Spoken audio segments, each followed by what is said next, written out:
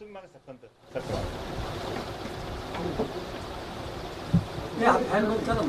Fan हां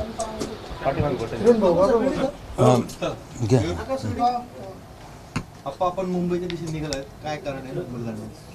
नाही, आमचं हेच सांगणं असेल वरिष्ठ नेत्यांना का लवकरात लवकर निर्णय उमेदवारी म्हणजे काही उर्वरित उमेदवार आहेत आणि त्याच्या घोषणा जर लवकर झाल्या तर निश्चित सर्वांनाच आज महाविकास आघाडीचे सर्वच उमेदवार त्या ठिकाणी जाहीर झालेत. या संदर्भामध्ये लवकरात लवकर निर्णय घेण्याच्यासाठी त्या ठिकाणी विनंती करणार आहोत.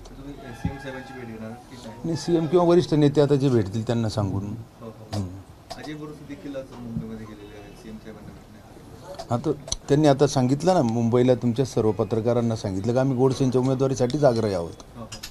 नाही, परंतु कालपर्यंत जे अजय बोरसे तुमच्या बरोबर होते, तुमच्यासाठी उमेदवारी मागण्यासाठी त्या ठिकाणी गेले होते, परंतु आता त्यांच्याच उमेदवारीसाठीचं नाव चर्चेत येत आहे आणि इतर वेळेला ते तुम्ही सगळे सोबत जायचे, मात्र आज असं काय घडलं की ते एकटे त्या ठिकाणी गेले आणि तुम्ही सोबत नाहीये, नेमकं काय? माझ्या माहितीनुसार त्यांना आरतीसाठी बोलवणं होतं आणि ते आरती करण्यासाठी म्हणून त्या ठिकाणी गेलेले होते.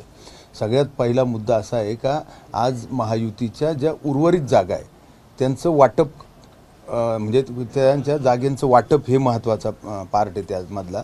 तो निर्णय अगोदर होईल आणि त्यानंतर ज्या त्या पक्षाचे पक्षप्रमुख असतील, अध्यक्ष असतील, जसं आमचा शिवसेनेचे मुख्य नेते आणि मुख्यमंत्री आदरणीय शिंदेसाहेब नाशिकच्या जागेचा शिवसेनेला जर सुटली तर त्याचा सर्वस्वी अधिकार हा शिंदेसाहेबालाच असणार आहे. ते काय कोणाच्या सांगण्यावरून थोडी दुसऱ्याला वर देणार. परंतु अजय बोरसे यांच्या उमेदवारीची चर्चा सुरू झाली, नेमकं काय प्रकरण आहे? ते आज मुंबईला नेमके कशासाठी गेले? आज ते गेले, माझ्या माहितीनुसार मी त्यांच्याशी संपर्क साधला असता ते आरतीसाठी गेले. त्यांनी सांगितलं की मी आरतीसाठी मला बोलवणं होतं आणि मी आरतीसाठी त्या ठिकाणी गेलो. समजा तुमच्या बरोबर आहे, अचानक समजा पक्ष नेत्यांचं जी चर्चा चालू आहे त्यांचं जर नाव जाहीर केलं तर तुम्ही त्याला मान्य करत होते? मला असं वाटतं का निश्चित सर्वच जण, सर्व आमचे पदाधिकारी असतील, सर्वजण या ठिकाणी महायुतीच्या उमेदवारासाठी आम्ही महायुतीच्या उमेदवाराचंच काम करणार आहोत. कोणताही उमेदवार दिला तरी तुम्ही त्यांच्यासोबत काम करा? महायुतीच्या उमेदवाराचं काम करायचं असं सर्वांचंच मत आहे ना, त्यामध्ये काही दुसरं. आपण काल म्हणजे मागच्या 2-3 दिवसांपासून भुजबळ साहेब नाशिकमध्ये आहेत. काल त्यांनी पुन्हा एकदा सांगितलं की माझ्या कॅन्डिडेट म्हणजे माझ्या तिकिटासंदर्भात दिल्लीतून चर्चा झालेली आहे. दिल्लीतूनच सांगण्यात आलंय की नाशिकमधून कॅन्डिडेट हे भुजबळ असतील.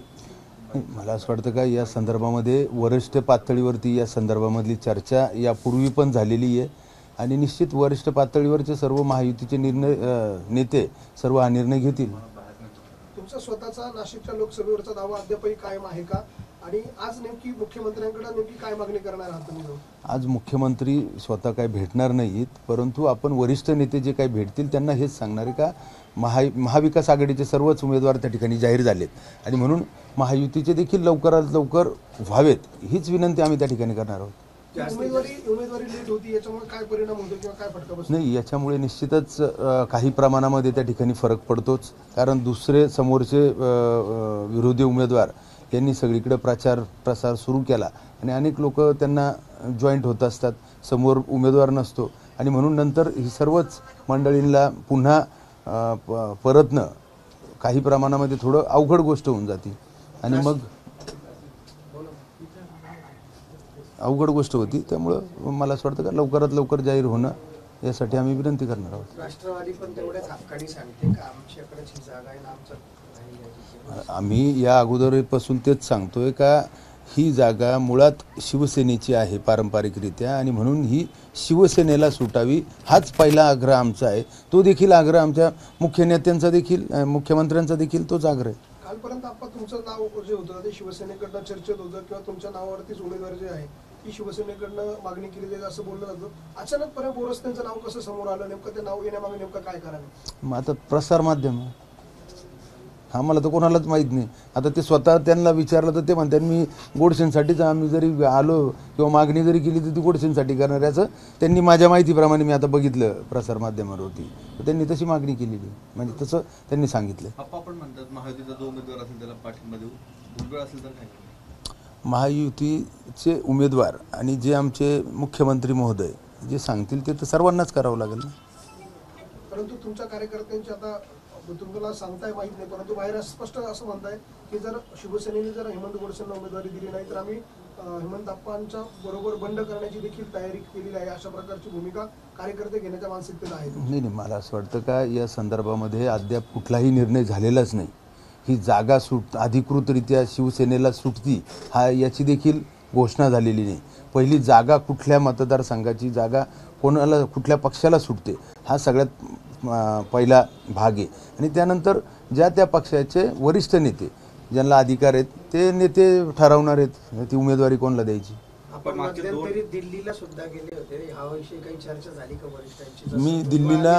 मी दिल्लीला दर प्रत्येक वेळेस जातो तर गुढी उभारायचं, छत्रपती शिवाजी महाराजांची जयंती असेल, या अनेक पारंपरिक आपल्या जी काय महाराष्ट्राची संस्कृती आहे ती दिल्लीमध्ये जाऊन करण्याचं गेले 9-10 वर्षापासून त्या ठिकाणी करतो आणि म्हणून आपण दिल्लीला गेलो होतो. निवडणुकीची गुढी होती का मागची? निवडणुकीची गुढी नाही, आपण महाराष्ट्र सदन हे आपल्या सर्वच महाराष्ट्राच्या लोकांचं सदन आहे, घर आहे आणि म्हणून तिथं गुढी उभारायला पाहिजे हा आपला एक मानस होता आणि आपण ती परंपरा सातत्याने चालू ठेवलेली आहे. आपण मागचे 2 टर्म आपण खासदार आहात, अनेक बैठकी दल देखील मुख्यमंत्र्यांपासून ते दिल्लीपर्यंत आपण उपस्थित असता.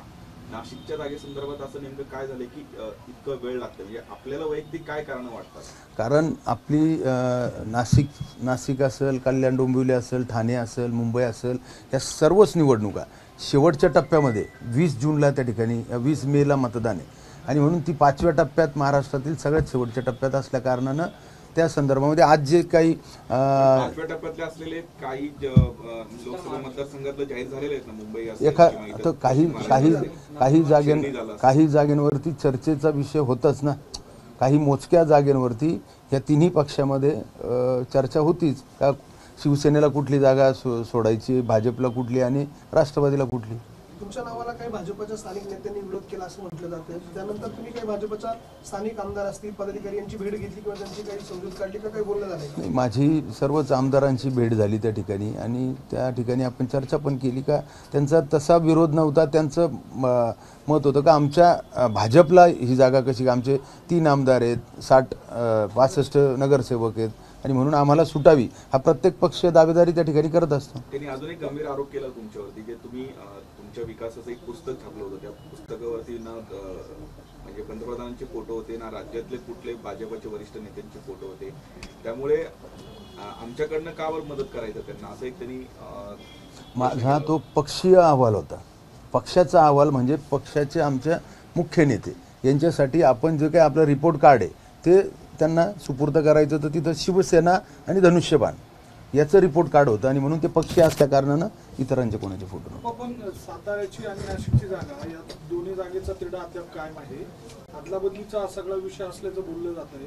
तिकडे उदयनराजेंना देखील राष्ट्रवादी काँग्रेस पक्षाकडनं विरोध होतो. इकडे तुमच्या उमेदवारीला भाजपकडनं आग्रही मागणी केली जाते की ती जागा भाजपला देण्यात यावी. एका बाजूला छगन भुजबळही आग्रही आहेत. मग या सगळ्या पेचामध्ये तुमच्यासारखे 10 वर्ष लोकप्रतिनिधित्व करणारे लोक, तुम्ही अडचण काय नेमकी झाली? वारंवार तुम्हाला मुंबईला जावं लागतंय, ठोस काही होत नाहीये, कार्यकर्ते अस्वस्थता त्यांच्यामध्ये बघायला मिळते. मुद्दा असा आहे का मी जसं सांगितलं का आपली निवडणूक ही शेवटच्या टप्प्यात असल्या कारणानं आणि त्याचबरोबर काही जागेंचं एकमत होत नव्हतं, म्हणजे कुठल्या पक्षाला कुठली जागा सोडवायची. मला असं वाटतं का हा तिढा सुटला तर निश्चित लवकरात लवकर उमेदवाऱ्या जाहीर होतील. आज मुंबईला तुम्ही शिवसेनेमध्ये म्हणजे एकनाथ शिंदे यांच्या शिवसेनेमध्ये गेलात, मात्र त्यावेळेस जर तुम्ही भाजपमध्ये गेला असता तर आज चित्र वेगळं असतं. आम्ही त्याही वेळेस शिवसेना प्रमुखांच्या विचाराला धरूनच याच या ठिकाणी आलेलो आहोत आणि मला असं वाटतं का जर तरचे प्रश्न आहेत ना ते. एकीकडे भुजबळ साहेब दिल्लीतून त्यांची उमेदवारी निश्चित करून आणताय. तुम्ही 10 वर्ष दिल्लीत खासदार म्हणून काम केलं, मग तुम्ही दिल्लीतल्या भाजपच्या नेत्यांशी चर्चा नाही केली का, किंवा त्यांना भेटले नाही का? मी खरं तर कुठलाही पक्ष म्हणजे मला जर माझ्या पक्षाचे शिवसेना पक्ष आहे तर आम्ही आमच्या वरिष्ठ लोकांशीच त्या संदर्भामधली चर्चा करणार. एबीपी माझा, उघडा डोळे बघा नीट.